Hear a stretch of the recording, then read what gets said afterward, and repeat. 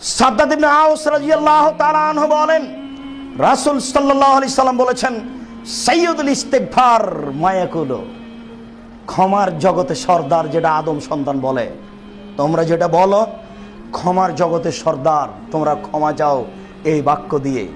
সেটা কি? আল্লাহুম্মা আনতা রাব্বি লা ইলাহা ইল্লা আনতা, হে আল্লাহ তুমি আমার প্রতিপালক, তুমি ছাড়া কোনো মাবুদ নেই। খালাক্তানি, তুমি আমাকে সৃষ্টি করেছো।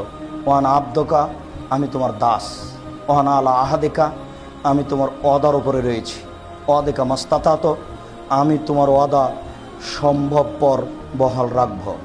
আবু আলাকা বে নেমাতেকা আলাইয়া, তুমি যত অনুগ্রহ করেছ, বাড়ি গাড়ি ছেলে মেয়ে স্ত্রী টাকা পয়সা, তোমার সব দয়া আমি এটা স্বীকার করছি, এটা তোমার। তার মানে যখন আপনি বললেন এটা তোমার নেয়ামত, তখন আপনার নিজ ক্ষমতা দিয়ে করেছেন, এটা কেটে গেল। এগুলো তোমার সব অনুগ্রহ। ও আবু আবেদাম্বি, তারপরে বলছি আমি আমার পাপকেও স্বীকার করছি, আমি তোমার অনুগ্রহকে স্বীকার করলাম, আমি আমার পাপকেও স্বীকার করছি। ফাঁক ফেরিলি, এবার আমাকে মাফ করো, আমি কিছু সব তোমার কাছে সমর্পণ করলাম। ফাঁক ফেরিলি, তুমি আমাকে মাফ ফেরো। লায়াক ফেরুদ্দুন বা ইল্লা আনতা, তুমি ছাড়া কেউ ক্ষমা করতে পারে না, তুমি একমাত্র ক্ষমার মালিক। তোমাকে আমি এই বলে স্বীকৃতি দিচ্ছি, তুমি আমাকে মাফ করো।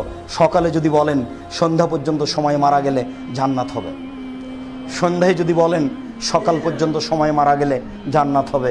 বুখারী মুসলিম। আজকে সন্ধ্যা হতে হতে মুখস্থ করবেন যদি না থাকে।